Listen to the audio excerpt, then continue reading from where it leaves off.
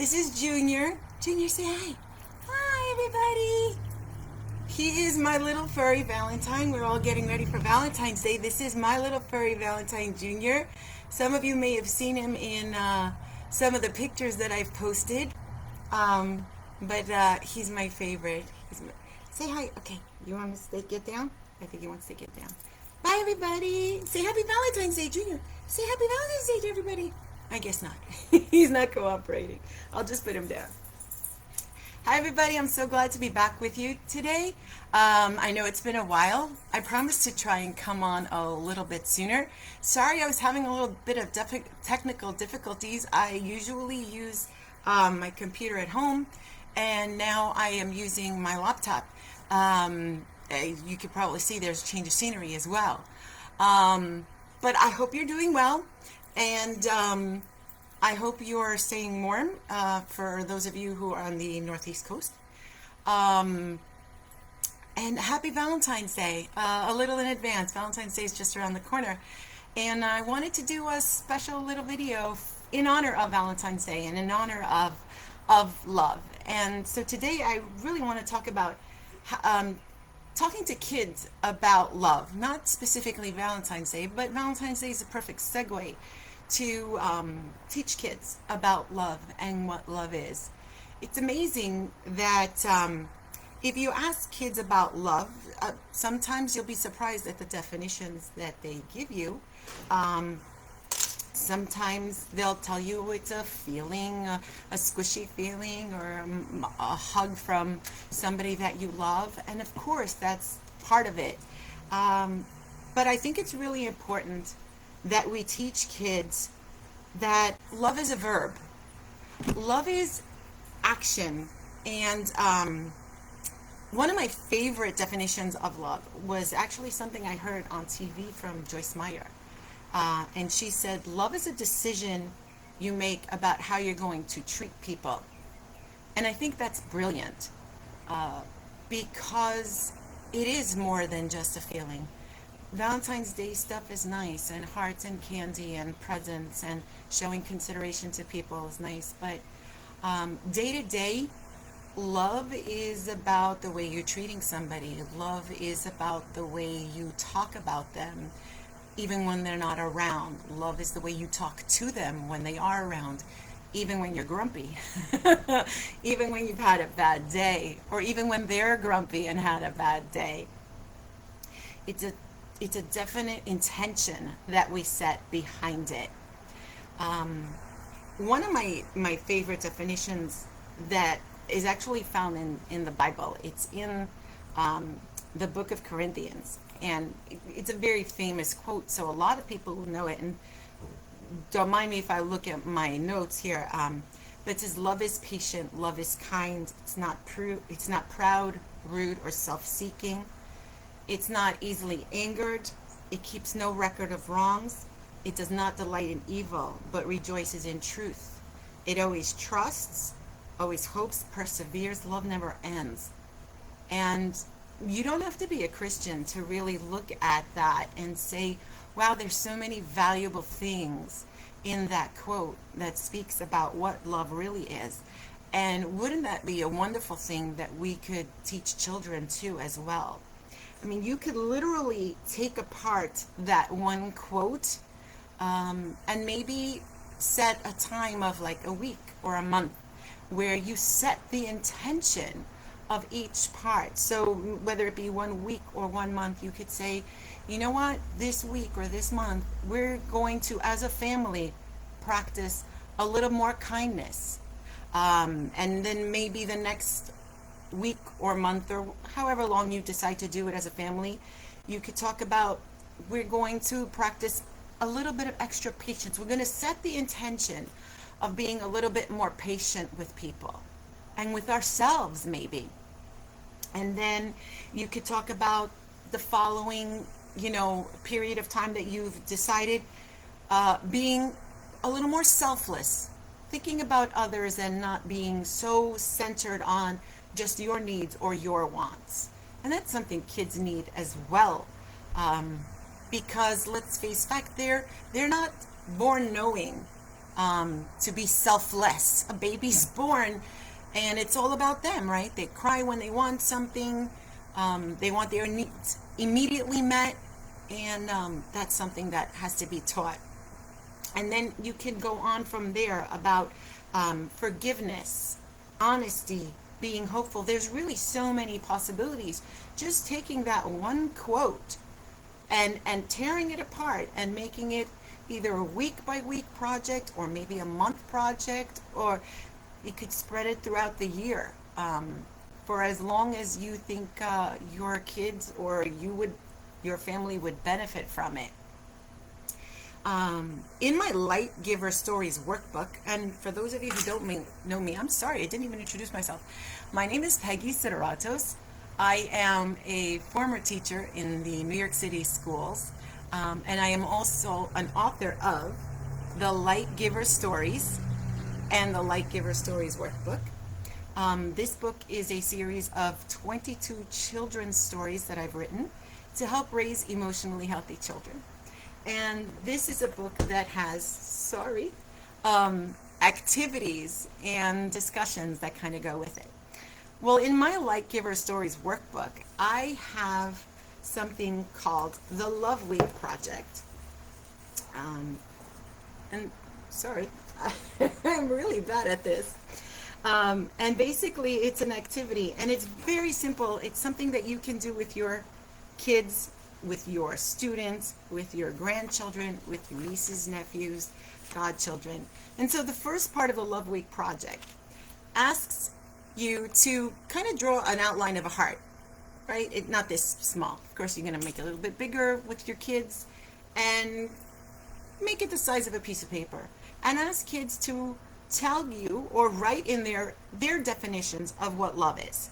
So you can get a better idea of where you're starting from with them. What do they know? What do they think they know? Or maybe you'll be surprised at what they do know, what they do realize about love. And after you do that and you kind of look at it and you start a discussion about love being intentional and love being a verb, an action, and it's a series of decisions that we make to help other people, to be kind to other people, to be compassionate and caring to other people, and to extend ourselves as well.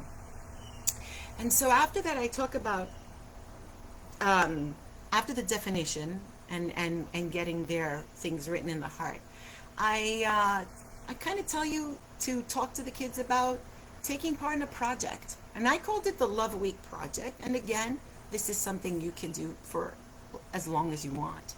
And basically, the Love Week Project, the children will spend a week, and you can, of course, take part in this. And each day, they choose to be a blessing, to be kind, to show love to one person.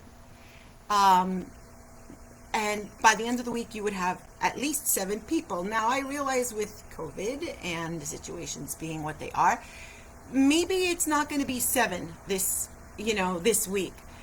Maybe you're kind of stuck at home and there's 3 people at home. Well, maybe it's 1 person a day or 1 person for 2 days. You can play around with that. And the person doesn't have to be at home either to be recipients of them showing love to them. And so what do they do? Well, there's different things. Basically, you can ask the kids to find a way to show their love and appreciation, to show thoughtfulness to somebody that they care about. And it could be something simple. It could be something like an activity where they would help somebody, whether it be chores, maybe walking the dog or feeding the dog, putting away groceries or dishes, or washing, drying, setting a table, making the beds. So it could be a deed, a helpful activity to lighten the load for somebody, or it could be something thoughtful, making somebody a card, doing a little dance for them if they're a dancer, creating a little dance for them, or singing a song, or maybe a performance, or writing a story or a poem.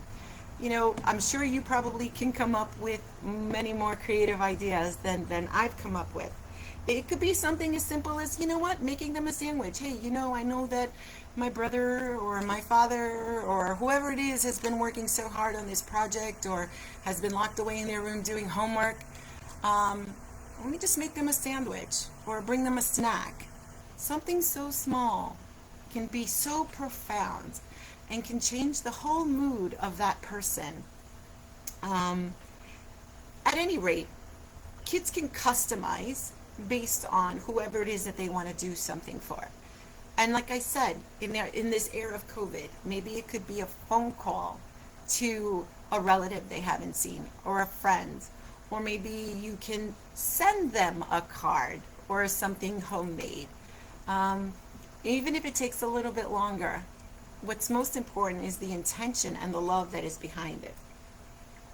And after the kids take this time, and maybe you can get involved with it too and make it like a family thing, what you would ask them to do is kind of reflect for a little bit about what they've done and how it made them feel.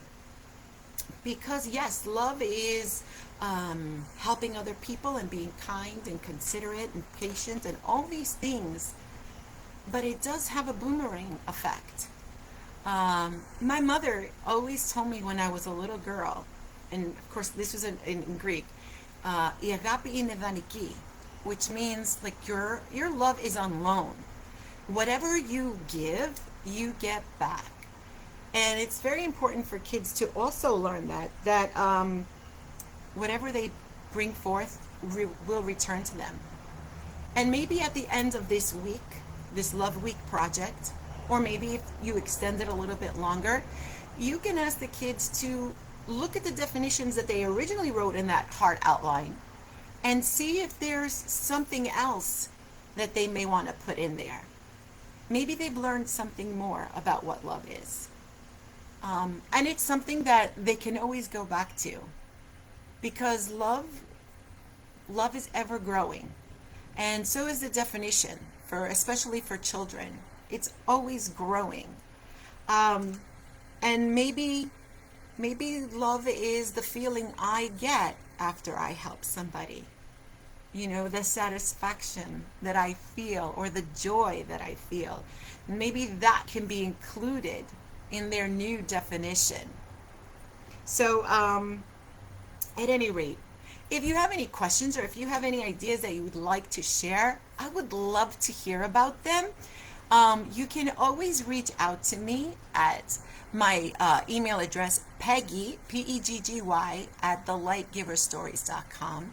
And don't forget, you can always get 2 free stories and 2 free lessons from my book at my website, www.thelightgiverstories.com. As soon as you get there, a little pop-up window will come up. Just give me your email address and your first name, and I will send them out to you right away. The books, both the Light Giver Stories books and the workbook, are available on Amazon and where all books are sold. And I want you to know that a portion of each sale goes to help 2 children's hospitals. Oh my goodness gracious. So bad. St. Jude's Children's Hospital. Oh my gosh. That's what happens when you don't. At any rate, I want to thank you for joining me today. Please like my Facebook page. Follow me. I have a page on YouTube. It's called The Light Giver Stories. I have a page on Rumble. You can follow me there. Like my pages. You can see some of my videos of lessons that I've done, other vlogs that I've done on all those. They're also available on my website. Again, that's www.thelightgiverstories.com. And I would love to hear from you. And I would love to hear if any of you do end up doing this with your kids or your nieces, nephews, godchildren, whoever it is. I'd love to hear some of your feedback. Teachers can also do this with their students. It's a great activity, and it's amazing, especially when children come back and share. It's eye-opening, really, to see how it affects them and the growth as well. I think that's all for today. I want to wish you all a very happy Valentine's Day. Thank you for joining me, and thank you for all the love I've been getting about the books. Sorry. And I want to kind of leave you off with this. I want everybody to become part of the Light Giver community. And when I say the Light Giver community, I don't necessarily mean just owners of my books or somebody who follows me on these pages. But I really want to say that I want everybody to help become a light giver. And when I say light giver, what I mean is each person is a light giver. All of us have love and beauty and kindness to share. All of us have special gifts and talents that have been put into us so that we can share them with other people. And when you're a light giver, you share the love, you share the kindness, you share your gifts and your talents with other people, and you do your best to brighten their day. So I say thank you, everybody. Remember, be a light giver, spread your light to other people, and I love you, and I will talk to you soon. Okay, bye, everybody. Bye.